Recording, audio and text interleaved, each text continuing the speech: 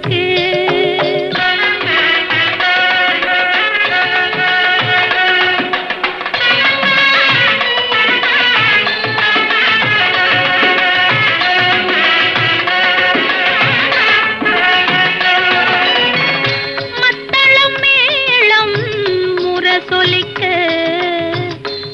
சங்கம் நின்றாங்கே ஒலி இசைக்க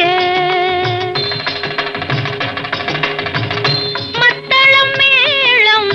முரசொலிக்க வரி சங்கம் நின்றாங்கே ஒலி இசைக்க